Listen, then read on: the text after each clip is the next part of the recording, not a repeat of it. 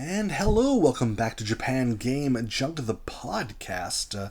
Today, I'll be going over a store that was visited on April the 12th. I'm sorry, not April, August the 12th of 2024, this time in Shimotsuke City in Tochigi prefecture. This is a WonderGoo store, which has recently had a bit more in the way of retro stuff available, and so, yeah, it is definitely worth a peek. Let's see what's here. First thing I noticed in the showcase was a PS Vita, PlayStation Vita 1000 model. For those who don't really care about having the smaller version that has a bit of internal memory, the PS Vita original model, which had standard and a 3G connection, either one, has an OLED screen, a much better screen than the later model, although the later model is very good in other ways instead. But yeah, this one was only 8,000 yen.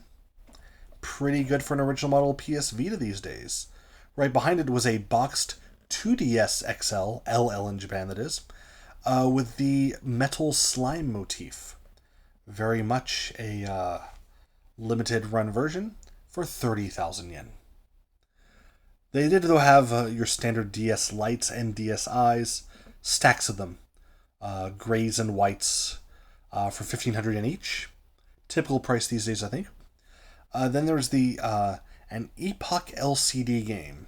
Epoch is a game maker that made lots of old-timey games back in the early 80s and includes LCD games similar to what you might say is a Game & Watch or Tiger Electronics in the US, but this one's even tinier, and it's just called Epoch LCD game. Can't even see what kind of game it is looking at the screen, and it was 2,000 yen for one that's in pretty good condition, although no box. For the 3DO, they had Sushi Pai Special Mahjong for only 2,000 yen with a 20% off sticker because it had a little scratches on the disc, so 1,600 yen, which is a pretty good price for that, but I already had it, so I did not buy it. Let's see. They had the Pac-Man LCD game for 8,000 yen. No way I'd pay that.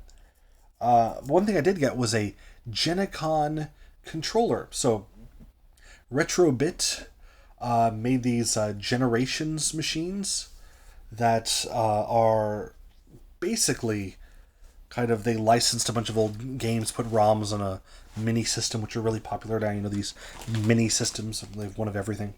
But they made their own version, and they made way too many, and they're sold off cheaply.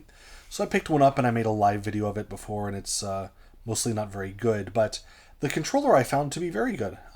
It's basically a clone of the Genesis 6-button controller with an L and R added, and they made too many controllers. They're being sold off new for 300 yen at this store and at many other stores. And it works on this Generations console I mentioned before, but also on your PC. Just for a wired controller for the PC, it's actually really good. And if I wanted to get one new, I would recommend this over many others. Of course, I still recommend the Xbox One/Series controller for your PC gaming. Greedfall for the PS4. I usually don't think that's too retro, so I don't pick that up too much, but this one box was only 300 yen. I remember playing it on the Xbox Game Pass before when it was on there, and it was kind of okay, but 300 yen, Yeah, why not? I got that. But yeah, there were a couple other things in there that were of somewhat interest. But honestly, it's the kind of place where, unless you live in the area or you're driving by, going from A to B, you'll never go to this store. It's totally out of the way for anything, for anyone, anywhere, basically.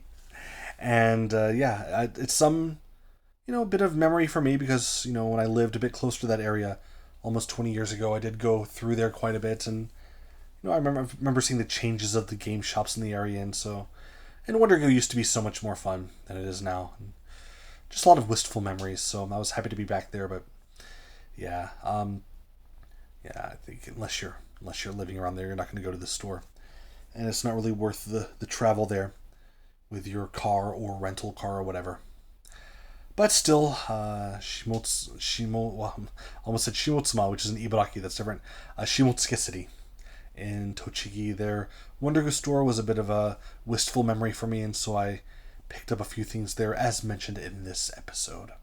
Thank you so much for your listening, and yeah, keep in mind that I just keep track of many places I go, even if it's some place where you might not get to go yourself. But next episode, I believe, will cover something that much more likely for you to visit sometime in the future.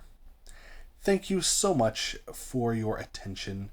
You're a wonderful, beautiful, sexy person. And to you, I say goodbye.